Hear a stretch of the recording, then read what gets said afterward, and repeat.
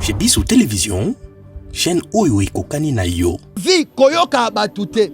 Parce que mutu akoki ko memayo na mabe. Tomona batebele ba initia bango na franc-maçonnerie, na science occulte à cause ya ba ami, à cause ya baninga. Parce que alobi, mon cher, au moni place wana soto saliboy, au moni loko boy. Tiré à souffrance, zala toujours na persévérance. Quel que soit ozolu kamusa ozozoate, zala toujours na persévérance. Nalobi ya liboso za ki sanctification. Deuxième, la charité. Troisième, la persévérance. Persévérance, et ça aussi, moko eba secret pour la réussite ya vie à muto. Muto ayabi ko vivre na persévérance, c'était bien aimé. Au cause à la réussite, c'était parce que batebele bazo vivre na persévérance, c'était. Alobi lelo, léonjo léo, bien aimé. Persévérance, c'est ça parmi les secrets au ekoko mais ma réussite na yo batmisusu. Bazo sala ba 5 ans, ba 10 ans, ba 20 ans na musala wana, mais yo Orume la kate, bien aimé. Et ça va limite au batia na kata vina yo. Pourquoi? Balingite au monde na ba résultat na travail na yo. Vous allez belé beaucoup l'émission de partout na pesi bino mbote. Mbote, balanyo c'est chez Bissou TV. Oui, madame, on a mis ça na bino réponse à nos questions. Yande ko na bino. Na pesi moyini nanga mbote, moyini bonjour, moyini nanga bonsoir. Shalom, très chers amis fidèles téléspectateurs internet, que Dieu vous bénisse abondamment. C'est moi, votre humble serviteur, le prophète grâce Gilles Lardin Luanga, mon Nabino, Zambe Apambola, Bandeko, tout besoin encore occasion. Ya kolandanga na moment oyo na kati ya chaîne Nabino chez Bissou TV, chez Bissou Télévision, c'est une chaîne oyo eza ko édifier vraiment bananzambe ebele. Que Dieu vous bénisse. Je dis encore merci na ndeko Chic oyo Chic Kadima na pesi merci et merci aussi na bandeko tout bazali ko travailler na ensemble. Bien-aimés dans le Seigneur, les lots tozolo bela thème moko eza important. Thème moko édifiant pour le peuple de Dieu. Thème nabiso tozolo belezali, la réussite et les fruits du travail. La réussite et les fruits du travail. Donc kolonga ezali mbuma ya misala. Donc mutu oyo a lingi azala na réussite na kata vie na ye. To a réussir na travail, na ba affaire na ye, na commerce na ye. Donc ezo dépendre na musala donc fruit. Donc ba service oyo zo sala. Alors balobi l'ouvrier mérite son salaire. Muto yo a travaillaka a méritaka salaire par rapport il a travail oye azako sala. C'est pour cela bien aimé dans le Seigneur aux ondes d'abiso place aux akanga misunayo nazo prier. Je prie dans le nom de Jésus. Éternel, Dieu tout-puissant. Seigneur n'a prié pour la famille oyezolandanga na moment oyo. Seigneur ba disposer tana bango pour na kolanda liloba na yo Seigneur. Ndenge bazolanda liloba oyo Seigneur, réussite totale ekota na kata ba famille na bango. Réussite totale ekota na kata misa na bango. Réussite totale ekota na kati ya vie na bango. Oh nyo surtout bazoluka père, ba vivre yango pe ba mona yango dans le nom de Jésus-Christ de Nazareth, le lion de la tribu de Juda.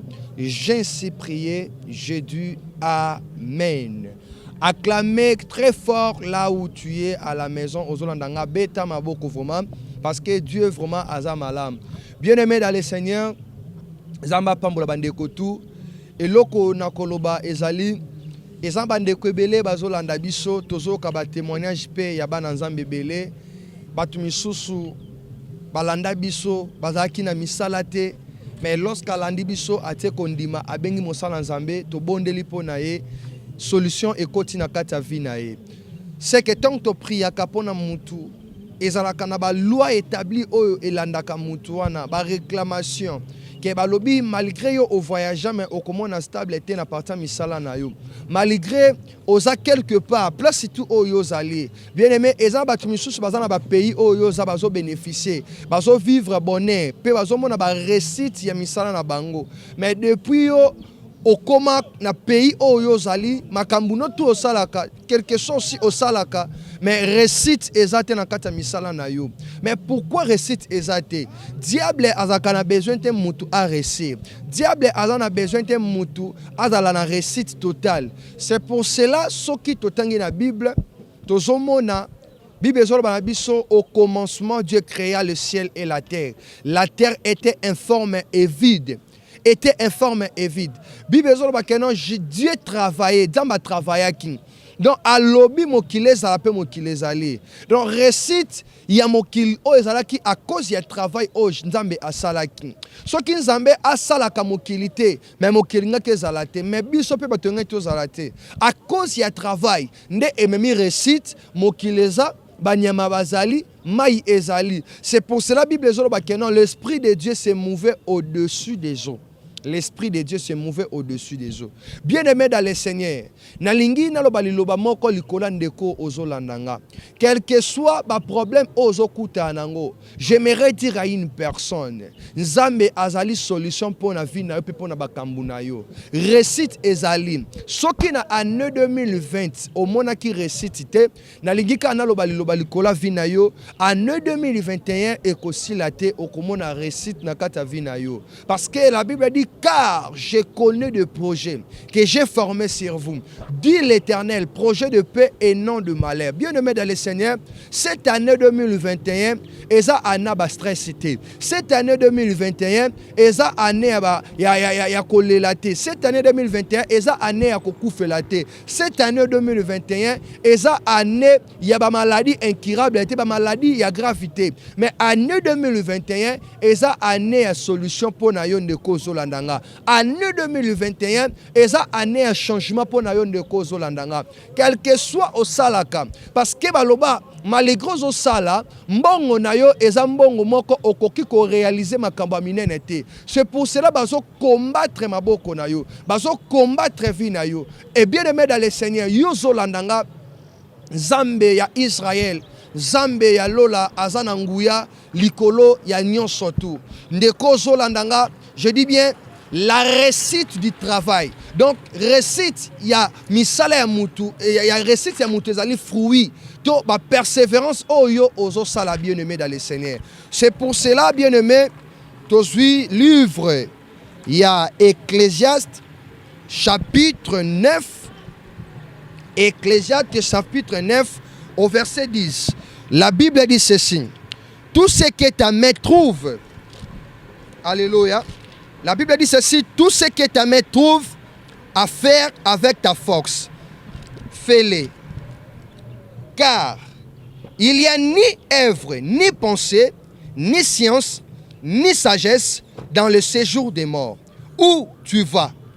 La Bible dit que dans Ecclésiaste chapitre 9, verset 10, tout ce que ta main trouve à faire avec ta force, fais-le. Car il n'y a ni œuvre, ni pensée, ni science, ni sagesse dans le séjour de mort où tu vas. Bien-aimé dans le Seigneur, Bible lobi onyo sotu maboko no emoni ya kosala. Donc esengeli kosala, sala yango. Sala yango na sagesse. Sala yango na pensée na yo. Parce que na séjour de mort, tokoki kosala eloko te. C'est que mutu oyo récite ekoki koya na vie na ye, aza mutu aza être vivant. Alléluia. Tozolobela la réussite est la fruit du travail. Bien-aimé, mutu akoki ko travailler tango aza en vie. Bible lobi salango na pensée, na sagesse na yo. Muto déjà akufi. Aza lisusu na force à ko travailler te. Aza lisusu na sagesse te. Aza lisusu na pensée te. Aza lisusu na raisonnement te. Parce que aza déjà mowe. Mais muto yo aza en vie. Bien-aimé, esengeli salanine, esengeli au travailler. Lorsqu'on travaille, travailler na pensée. La Bible dit que non, maboko na yo, onyo soto komona ki eza bon, ya ko sala, sala yango bien-aimé dans le Seigneur. Des fois, ozali komi sous-estimé par rapport ya vie na yo. Osomi mona e oza incapable. Mais oza incapable ete Nzambe azali na projet ya malheur te, mais projet ya bonheur na kati ya vie na yo. La réussite du travail. Bien-aimé, Ce que lingi au réussir, il faut travailler. Cause à la fainéante, cause à la fainéante. Bien aimé, tu dois travailler pour réussir. Ba projet au ozanango. Au réussir ba projet wana à cause ya ba fruit na yo, à cause ya persévérance na yo. Bien aimé dans le Seigneur. Lungwa na kati ya fatigue. Diable ayaka na vie ya mutu pona kwa ko combattre mutu. Jamais diable akoki ko memela yo bonheur. Vie ya diable zanini, azana ba projet ya malheur na kati ya vie na yo. Azana besoin te que non. Omo na réussite na misala na yo. Yango zomo na bazo combattre yo na misala. Depuis obanda ko sala changement ezalaka te.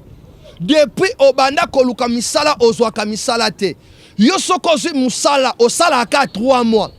Mais tandis que ozomona baninga na yo batu misusu bazo sala ba 5 ans, ba 10 ans, ba 20 ans na musala wana. Mais yo orumela kate. Bien aimé, eza ba limite o batia na kati ya vie na yo.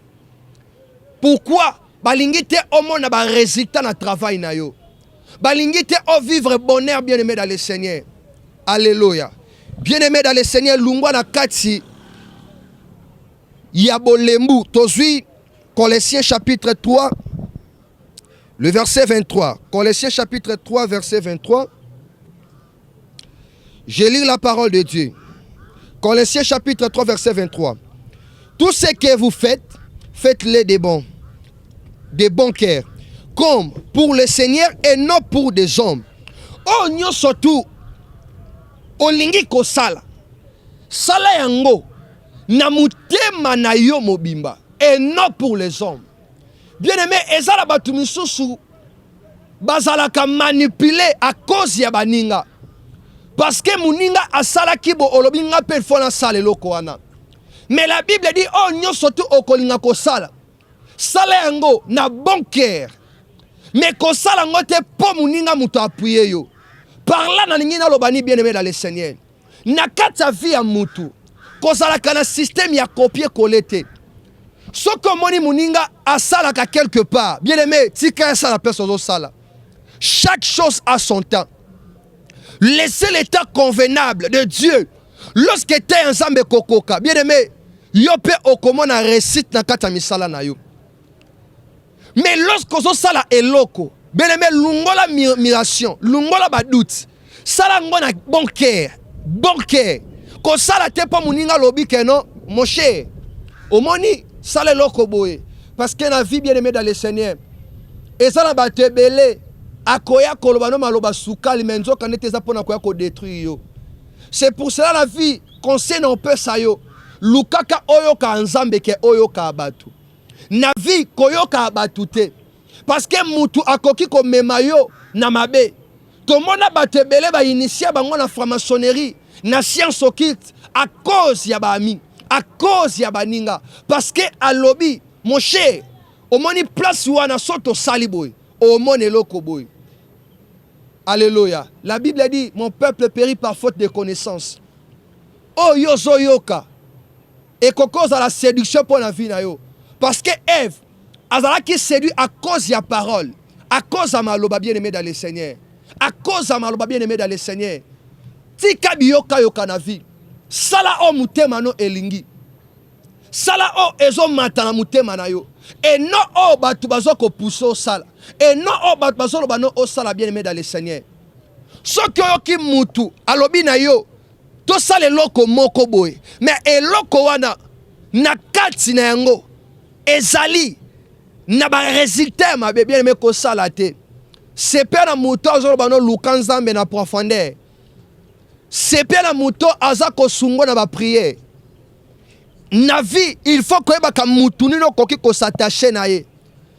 Na kata vie a mutu soki o comprendre destiné à vie na yo. Bien aimé, tu ne vis pas comme tout le monde. La première des choses, tu dois sélectionner ton entourage. Parce que mutu tout ene o koki ko s'attacher na ye. Mutu nyoso tende okoki ko partager na ye o ezali secret. Bien aimé, eloko ba bengi secret ba dévoiler kango pas n'importe qui te. C'est pour cela bien aimé dans le Seigneur. Récite ya travail. Récite ya travail ezali ba fruit. To misala oyo ozo sala. misala ozo sala. O comprena kate bolemwe côté là ya luka musala. O comprena kate depuis banda ko sala maintenant o réalisa makamba minene te. Vie na yo ozo vivre na kata ba futilité. Makambo eza ko marcher te, makambo zo kende bien te. Bien aimé, lungwa na kati ya ba loi wana. Bima na kata ba condamnation. Ya diable. Cette année 2021, ezali année ya réussite pour na yo. Place aux alobaka, amen prophète, que j'avance. Année 2021, eza année ya kolelate, eza année ya ba stressité. Alléluia. Année o eza année na yo. Tozu livre ya Hébreux chapitre 6. Hébreux chapitre 6. Hébreux chapitre 6, le verset 10. Je lis la parole de Dieu. Car Dieu n'est pas injuste. Yahweh aza injusteté. Pour oublier votre travail et l'amour. Alléluia. Car Dieu n'est pas injuste pour oublier votre travail et l'amour que vous avez montré pour son nom. Nzambe aza injusteté. Pona kobosana. Misala na yo. Dieu n'est pas injuste pour oublier. Ba travail na yo, misala na yo. Bien aimé, mutu azali injuste. Mutu akotika la mutu, mais nzambe akotika la nzambe. Nzambe abosana ka ba travail na biso te. Mutu akoki ko oublier yo, mutu akoki ko bosana yo, mais Dieu abosana ba travail na biso te. Alors quel travail oyo ozo sale? Quel travail oyo osala ka bien aimé dans le Seigneur? Dieu n'est pas injuste pour oublier votre travail. Bien-aimé, salez l'ensemble. La Bible a dit ceci, fais de l'Éternel tes délices. Il te donnera ce que ton cœur désire. Lukan Zambe, namutema no mobimba. Paye akoya ko accompli, koko kisa. Oh, nyonso tuyo okosenga ye. Alléluia, bien-aimé dans le Seigneur. Alléluia, bien-aimé dans le Seigneur. C'est pour cela, bien-aimé, Nalingina partager nabino 7 secrets de la réussite. Et zali ba secret à réussite oyo Job a vivra qui.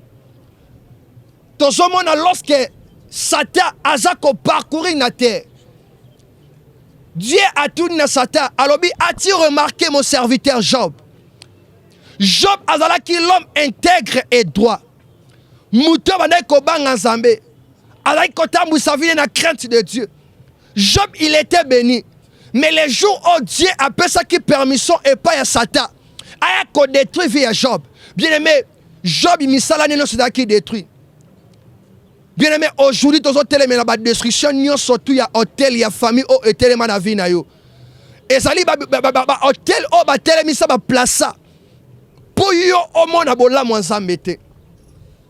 c'est pour cela, cette année, destruction, oh nyo surtout diable aye na yango ayaki nango na 2020 pour yo o vivre bonheur te mais cette année eza ana réussite pour na yo eza ana réussite quelle que soit condamnation quelle que soit ba loi je déclare et je décrète dans le nom puissant de Jésus année 2021 eza ana réussite alléluia robo seke takaya mande boshe bien aimé les 7 secrets.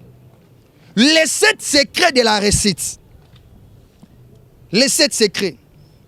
La première secret, bien aimé, place aux azwa stylo commun. La sanctification.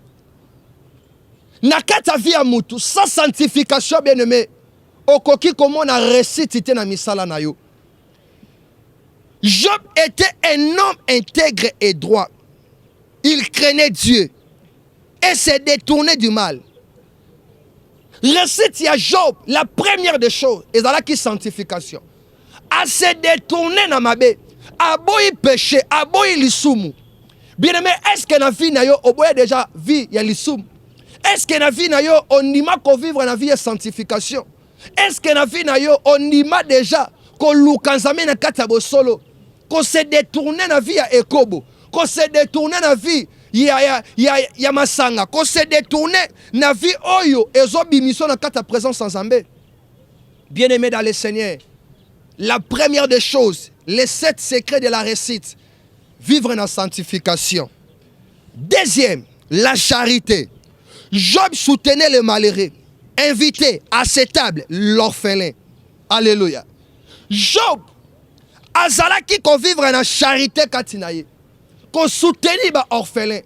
Bible zoloba ke Job abandaki ko vana na ba orphelin, ko lia na bango table moko. Bien aimé, recette ya vie à mout aussi, il faut vivre na charité, ko soutenir ba orphelin. Ko pesa bango biloko akolia, ko pesa bango ya kolata, ko pesa bango ya komela. Bien aimé, eza aussi moko ba secret ya récite ya kata vie ya mutu. La charité. Je dis bien la première chose, ezali sanctification. Deuxième, la charité, bien aimé dans le Seigneur. Et ça important. Ezala ki moko ba secret o Job azala ki nango. Pour na récite ya Job. Des fois tout le monde a kabat bazo prier Nzambe salanga za lokola Job. Mais ba principe au Job azaki nango, est-ce que yo koko salango au vivre via sanctification, au vivre la vie à charité, bien aimé dans le Seigneur. On est alaki deuxième. Troisième, bien aimé dans le Seigneur, la persévérance. Ba te belé baza patienté, baza la persévérance cité. Bien aimé, quel que soit dirait à souffrance, zala toujours la persévérance. Quel que soit ozo lukamusa ozo zoate, zala toujours na persévérance. Nalobi ya liboso zaki sanctification. Deuxième, la charité. Troisième, la persévérance. Persévérance, et ça aussi, moko ya ba secret pour na récite ya vie à moto. Moto ayabi ko vivre na persévérance, c'était bien aimé. O cause la na récite, c'était parce que ba te belé bazo vivre na persévérance, c'était. Alobi lelo, léonjo léo. Léo, bien aimé, persévérance, c'est ça parmi les secrets et que ma récite dans ta vie. Ce qui au comprendre, persévérance, rôle nin et joie dans ta vie à moutou bien aimé, et que sungayo, la sanctification, la charité, la persévérance, bien aimé dans le Seigneur. Quatrième, la patience. Job attendait avec foi son relèvement par le Seigneur, Dieu tout-puissant. Dieu tout-puissant. Bible et zoloba que Job azalaki na patience. Muto azala patience, il faut vivre aussi na kondima. La foi. Comme dit la Bible, la foi c'est une forme d'assurance. Lorsque Job, diable a détruit, o azalaki comme bozuinaye, Job azalaki patient. Na kata patience tozo kuta foi kondima. Bien aimé, mouto azangi kondima, bien aimé, azam mouto déjà koufa. Et ça, les chrétiens et belé, bazo prier, mais bazo na fouate. Bazo aussi na patience.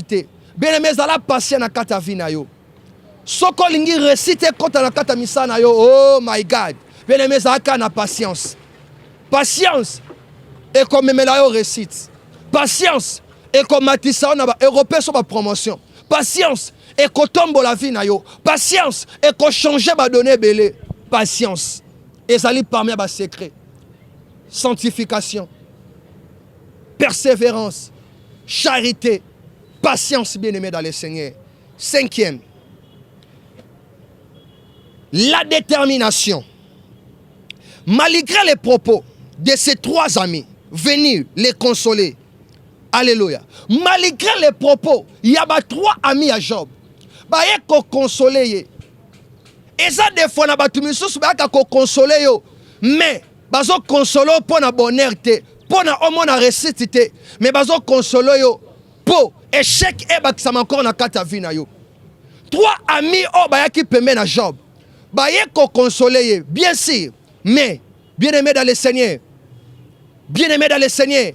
Ba consolation mususu ba consolation alicho ba consolation mususu ba consolation ya koseka balingi te ke yo o vivre bonheur ba ye ko consoler yo mais na mitema na bango bazo seka yo bazo loba ozui ndengo kufeli mubali ndengo kufeli mwasi ozui ndenge balungolo na musala mais pembe na yo azolo maloba malamu bien aimé il faut éviter ba tabongo na vie na yo soko moni bato ba ya pembe na yo azobe teloka maboko emsa yo ko consoler yo keba batu ebele ba ka pembe na batu baza batu moko très dangereux azoe pembe na yo non pour ko consoler yo mais azoe pour ko détruire vie na yo bien aimé dans le Seigneur. Alléluia. Alléluia bien aimé. Gloire à Dieu. 6e, l'humilité. Bien-aimé, batebele bazala kata komi kitisate. Job azalaki humble. Azalaki ko vivre dans humilité, bien-aimé dans le Seigneur. Komi kitisa ekoto baloba batamoki baloba mi kitisa nzamba tombola yo. L'humilité précède la gloire. L'orgueil précède la chute. Bien-aimé, muto ami kitisaka. Liboso ya nzambe, zamba tombola kaye. Zala la komi kitisa bien-aimé. Orgueil ezali fruit de l'esprit te. Orgueil eza pona biso ba nzambe te. Soki olingi omona réussite na misala na yo, bien-aimé zala aussi na humilité.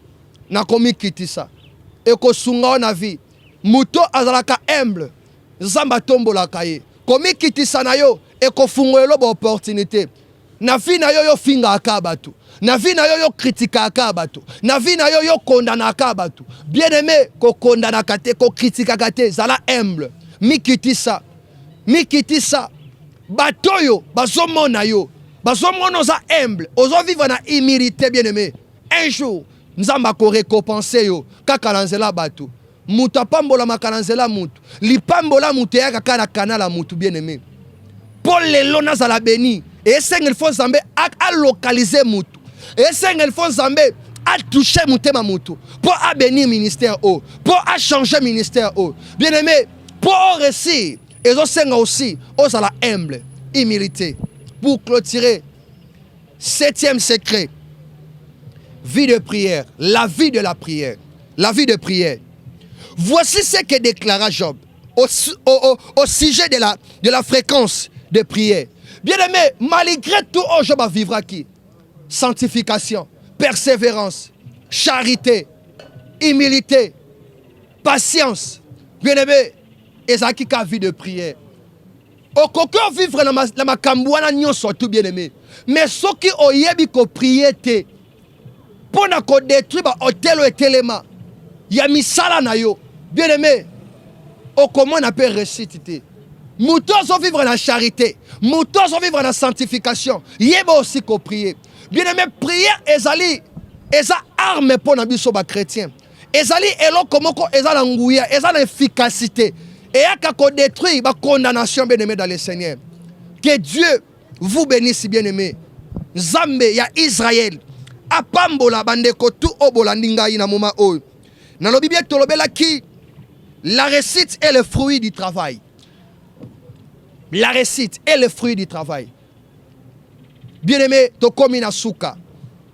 Ndekonyo surtout au Hollandi, Moussa Nazambe, prophète Grâce Gilardin Luanga. Que Dieu vous bénisse abondamment. Quelle que soit la souffrance, quelle que soit ta maladie, quelle que soit la circonstance aux okutanango, n'est que présenter l'homme de 33 ans. Jova Rafa, Jova Jiré, le lion de la tribu de Juda. Il est capable de changer vie na yo. Ndekonyo surtout oyo alingi akota contact na prophète Gilardin. Numéro est affiché wana obenginga aussi na plus 243 85 19 80 600 plus 243 85 19 80 600. Wana eza numéro ya prophète Grâce Gilardin Luanga. Nazalaka 24 sur 24 heures à ligne. Benganga tobonde la bien-aimée. Loba ane oyo. Ezayanga. E konsilate. Nakomona. Récite. Yamisala nanga. Que Dieu vous bénisse abondamment. Bye bye. Bozali ebele bokota l'émission de partout na pesi bino mbote. Mbote, balamio c'est à Chebiso TV. Oui, malamu na mission na bino réponse à nos questions. Yande ko na bino. Napesi moyini nanga mbote, moyini mbote, moyini bonjour, moyini nanga bonsoir.